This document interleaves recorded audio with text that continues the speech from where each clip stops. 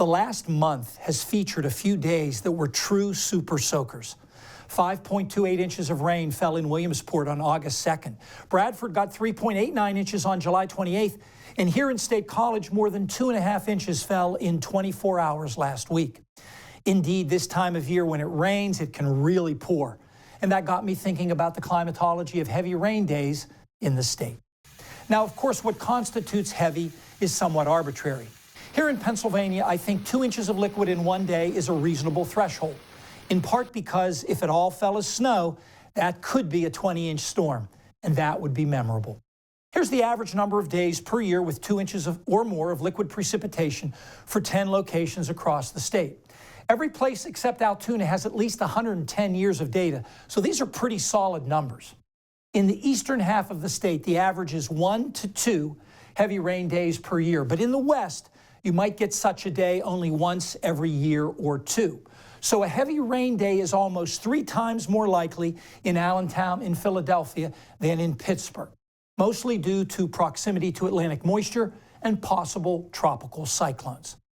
Now let's look at the distribution of these heavy rain days by month. This is for Philadelphia, which has the most days of the 10 places I looked at.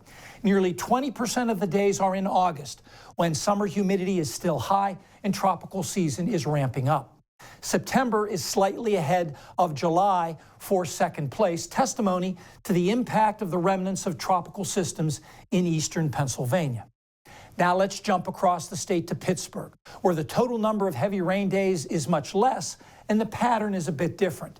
There's a very distinct peak in the heart of summer, July, more than 25% of the days, with a smaller fraction of the total in August and September, largely because of much less impact from tropical systems that far inland. Having said that, the tropical connection is definitely in the data. Here's the largest daily rainfall on record at each place. 7 of the 10 numbers you see here were related to a tropical system. And for those 7 locations, let me put the dates on here to see if it jogs your memory. I suspect June 1972 in Harrisburg and Williamsport, and perhaps September 2004 in State College in Pittsburgh jogs that memory. Those were from the remnants of Hurricane Ivan in State College in Pittsburgh, and of course 1972 was Agnes. Some of you in northeastern Pennsylvania probably remember Gloria in September 1985. And to further cement the connection between tropical systems and Pennsylvania's rainiest days, I took the 5 wettest days from each place, so 50 total days, and grouped them by the month when they occurred. Almost 45% are in September, and almost 75% in either August, September, or October. And half the days in June and July were the result of tropical systems as well, particularly Agnes. Given how quiet the Atlantic has been this year and is forecast to stay, we may not be adding to any of those statistics anytime soon. Stay tuned. We'll be back in a moment with more.